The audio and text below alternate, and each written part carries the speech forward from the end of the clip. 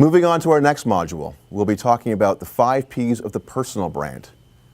Personal brand promise, personal brand values, personal brand positioning, and lastly, your personal brand package. So let's take a look at the 5 Ps of the personal brand. First up is product. What are you? What do you represent to that company? How are you going to create value, and what are your values? Second is package. How do you present yourself? How do you do it on paper, online, in person, on your resume, and is it consistent? Third, promotion. How do you communicate your brand message? Where and when? Fourth is position. How are you different? What is your USP? And we'll talk about USP in a little bit. How will you create value for that company? And lastly, place. Where do you communicate your message and your values? Now, as a former student, and as talking to students, I know that you understand formulas, so I'll throw one out at you. Here's one for you before we move on. Brand promise plus proof and support equals brand experience. What you say you're going to do versus what you actually do is what people will remember. Going back to toothpaste, if you say you're going to whiten my teeth, but you actually make my teeth green, well, the brand experience is going to be pretty poor. The same goes for you as a personal brand. What you say you can do or will do has to be backed up. You have to prove that you can do those things, and in order for you to create a proper brand experience. So think about what you say on your resume or what you're saying in the interview. Can you back those things up? What evidence can you show to support your assertions about who you are as an individual? That truly is what the brand experience is, and it's sometimes what real world brands actually miss, and of course gets them into all kinds of trouble. So always think about that brand experience before you start putting down what your brand promise actually is. A great example of this, and this is one of my favorite stories, takes place in the late 70s and early 80s around British Rail. Now, British Rail at the time was a government-owned conglomerate. Anything to do with rail transport was under the banner of British Rail, whether that was freight or people, whatever it has to do, if it was on a train, it was British Rail. Now, one of the most exciting things that can happen for an advertising agency is the new business pitch. It's the opportunity for an agency to actually secure new business. And one of the most lucrative pieces of business can be a government project. So in the late 70s, British Rail decided they were going to be doing a new business pitch, and they opened it up for agencies to pitch them on their brand. As part of the new business pitch, what will often happen is that the potential client will walk into the advertising agency to do what they call a site visit. And on this particular occasion, they walked into a British ad agency, and this is what happened. They walked off the elevator and into the lobby of the ad agency and found that it was covered in garbage, old boxes, newspapers. It was a real mess. A little bit perplexed, they walked up to the receptionist who was sitting there on the phone and obviously engaged in a personal call, a non-business call, and they tried to get her attention. But she was clearly ignoring them. They stood there and waited. They said, "Excuse me." They even waved at her, and she just kind of turned her back to them and pretended they weren't there. Finally, she rudely said, "Can I help you?" So they said, "Well, we're here to see the president of the agency," and so she quickly said, "Well, just sit over there and he'll be back in a few minutes." So they sat down feeling a little bit rebuffed and disrespected, and of course they waited and waited some more, and 20 minutes went by, and then 30 minutes went by, and they started to feel very angry and very frustrated and really disrespected. After 40 minutes of waiting, they finally stood up, walked over to the receptionist, told her that they'd have enough and they were leaving. At that point, the agency's vice president walked out and stopped them from leaving. And of course, the client, British Rail, turned around and started really giving the agency some heck. "How dare you treat us this way? Is this the way you treat all your clients? Don't you want to win our business? Look at this place. It's covered in garbage. Your receptionist was rude and surly to us, and then you kept us waiting. How can you expect us to award you this account?" And that's when the vice president of the agency turned to them and said, "Well, now you know how your customers feel. Your platforms are always dirty. your trains are always late, and your employees are rude, insensitive, and disrespectful.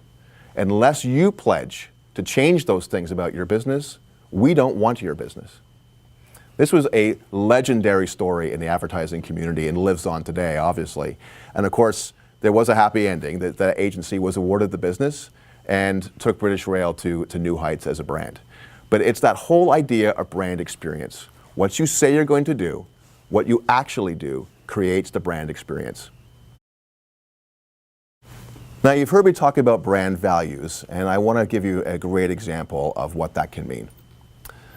Back in the 1980s, something happened to one of the biggest brands in the world, Tylenol, that no brand would want to happen to them.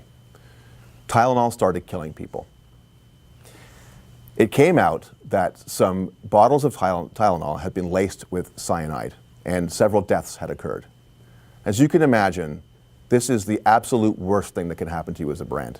You start killing human beings, it is all over for you. And that's what happened to Johnson & Johnson's Tylenol. Now, what most people don't know about Tylenol is that the bottles, once they're manufactured, are stamped with a batch number. And that batch number can be traced back to the exact time and place when the bottle was actually filled. Now, Tylenol was able to track the cyanide-laced bottles based on that batch number. And they knew that the affected bottles were only in 1 or 2 markets along the eastern seaboard. So, as a company, you might expect them to pull the bottles in the eastern United States. But that's not what Tylenol did. Tylenol pulled every bottle off every shelf across North America. Now, a year later, their CEO was invited to a corporate awards show where he was awarded CEO of the Year. He walked up to the stage, accepted his award, and was asked to give a speech. And what he said was that he should never have been given the award because the decision he made was actually disastrous for Johnson & Johnson's shareholders. Of course, every bottle of Tylenol was pulled off the shelf. There was no sales. Their stock plummeted. Their sales plummeted. But what he said was, from a corporate values perspective, there was no other decision he could have made. Lives were at stake, and he did the only thing that was truly right, and that was to eliminate all the product and start again. Not too long later, Tylenol was the #1 brand again and has continued to be so. And although this is an extreme example, I think it's an amazing example of what can truly be accomplished if you stick to your values. So now I would ask you, what are your values? What are the things that are most important to you? And then I would ask, how do you live them? How do you showcase those? What proof and support do you have that you truly believe in those things and live those things? Are they a part of your personal brand? And the last thing I would mention is that whenever I ask people to list a value, inevitably someone will say integrity. But integrity is not a value. Integrity is a measurement of your values. If you tell me that you value honesty, but then I catch you in a lie, I would say that you have no integrity. And so again, that's that piece of proof and support. Integrity is the measurement of your values. Okay, so let's talk about brand positioning.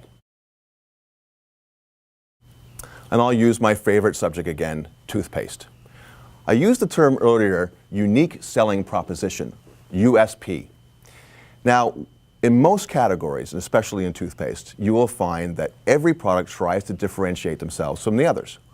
With toothpaste, you can see that there's cavity protection, kids' toothpaste in great flavors, whitening toothpaste, enamel strengthening toothpaste, sensitive teeth, mouthwash brands.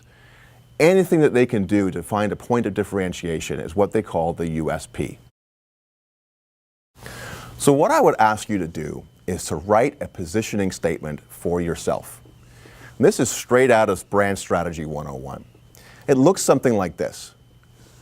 Write to, and then the blank is your target audience, so a hiring manager, recruitment manager. Your name would be the ideal person to list your objective here, owing to the fact that he or she is, and this is where you want to talk about your target audience insight, the tribal culture that you've uncovered through your research. How you're going to create value, your unique selling proposition, and make sure that whatever it is you're writing, it aligns with the job description. The job descriptions are a great resource for you because they tell you exactly what the company is looking for. So you should always align your resume, but certainly your positioning statement to that job description.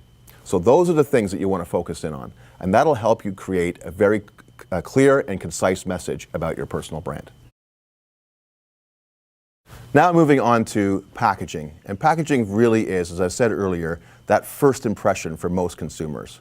What impression are they going to get? What perceptions are they going to have about your product, about your brand, based on how it is packaged? In front of you, you can see some different packaging. And of course, I'm sure that as you look at it, you'll get different sensations and different perceptions about these products. Are they cheap? Are they expensive? Are they exactly what you're looking for at the time? Does it satisfy some craving, some need? That's what packaging can do for you. Here's another example from my time at Universal Studios. This is what they call a one-sheet or a movie poster from a film with Matt Damon called Green Zone from a few years back. This was a film about a U.S. Army Ranger deployed to Iraq to look for weapons of mass destruction. And this is what the poster was for the film when it was released to theaters. As you can see, the film really says nothing other than that it's gritty and thrilling. But does the picture actually depict grittiness and thrills? It kind of looks like, to me, like Matt Damon is embarking on a backpacking mission through the woods. It doesn't look like a U.S. Army Ranger, doesn't look like he's all that concerned about anything in this film. It's very hard to tell what the film is all about, and it doesn't really invoke any feelings or emotions based on looking at it. So when the film was released to DVD, we changed the packaging to reflect better what the film was all about. And here it is. You can see that we've added some explosions. Matt Damon is now holding a gun. He's actually looking gritty and slightly less thrilled perhaps, but certainly gritty. It gives you a much greater, and he's clearly a U.S. Army Ranger. It gives you a much greater sense of what the film is about. And so packaging can really alter perception based on your strategy.